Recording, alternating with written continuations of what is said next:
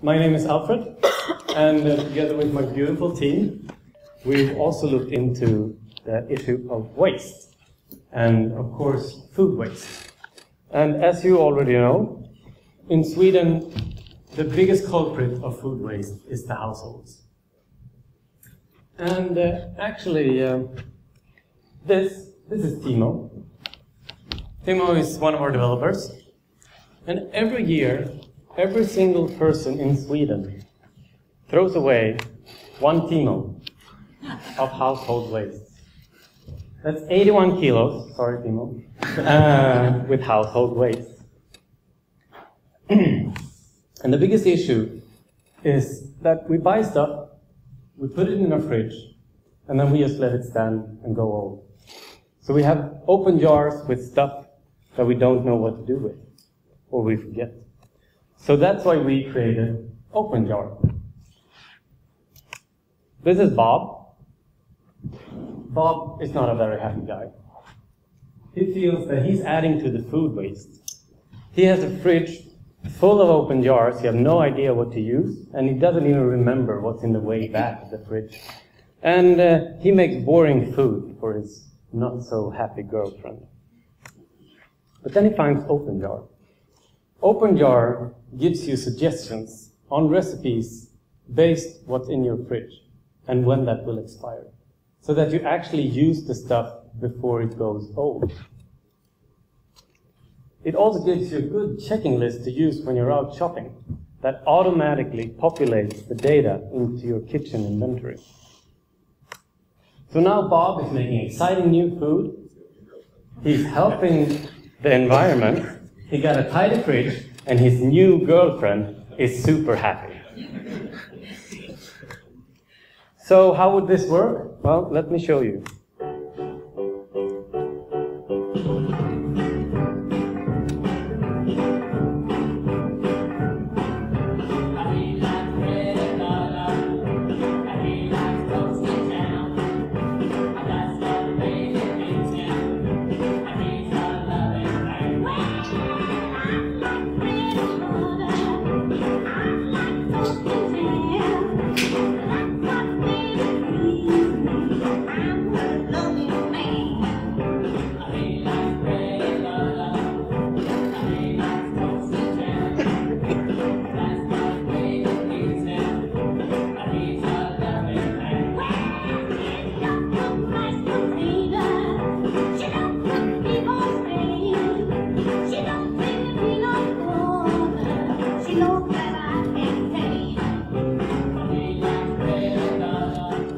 So basically, as you take out stuff in the store, we store that in your kitchen inventory, and we do an estimate on when that product will expire.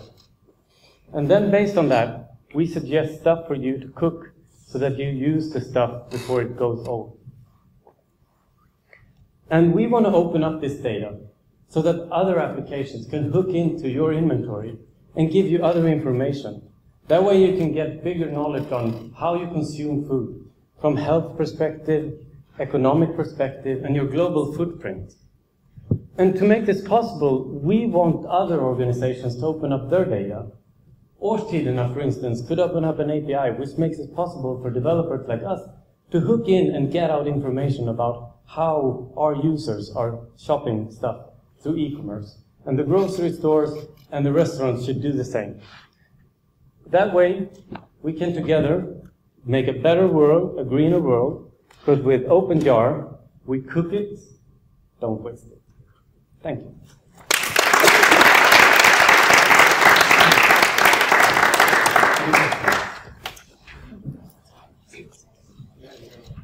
I think it's a great idea. One question, how are you planning to make money? There are many different ways you can utilize this. One way to do it as a co-branding with producers, because the producers do not want to see their products in the waste bin. They don't want the consumers to see their own products in the waste bin.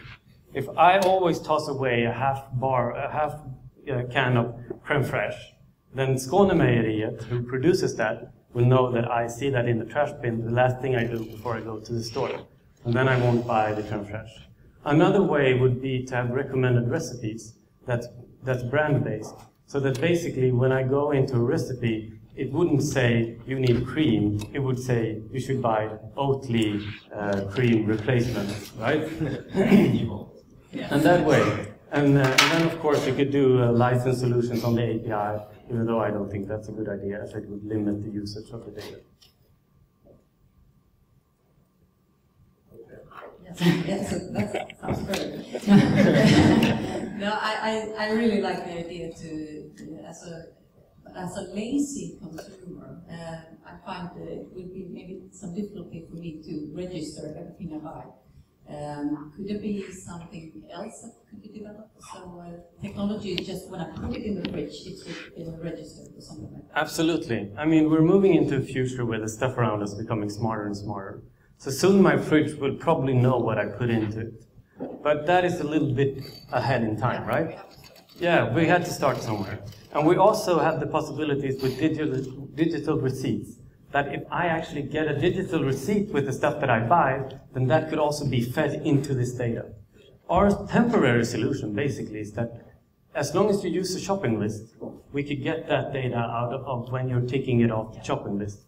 So we kind of trick you into putting it into the inventory without hopefully noticing it yourself. What you could do actually is, I mean, one thing is when as stores actually, now more and more people actually start to buy stuff online. Exactly. Online and stuff, so you get them back. I'm actually surprised a couple of years ago that nobody did this with just photographing the rest of the receipt. Because when you have a complete list of everything you bought, and it's very readable, it's OCRable, so you can just take a picture by scanning the product. I think this is awesome. With the background within that, I can say that sadly the paper quality is so bad that you can actually not do OCR in an easy way on receipts. At least that's what we came up with when but in the future, everything is possible. We figured out about building this that, I mean, the data from our team, it's available on the website, so it will be like a half a day of work away to actually make it, either scrape it or actually nice would be if they provide an API and see what people can do with it. Yeah. I mean, that's super easy. And another business idea would be then giving them upsells opportunity for stuff that you checked that you didn't have, that you could order from our team. Exactly, because I think that a super cool opportunity would really be, you know that you're one sambal olive away from doing this dish. Because that's a lot of times when you look in your fridge and it's like, oh, no, I don't know. If I just, you end up with nothing. Yeah, but if exactly. you just like buy separate. Yeah. And you could say, like, add this to my Årstid in a box if it is something that they could provide. And then the system comes with the suggestion that your neighbor has one somewhere. Yeah, that's the next step. Thank you very much. Okay.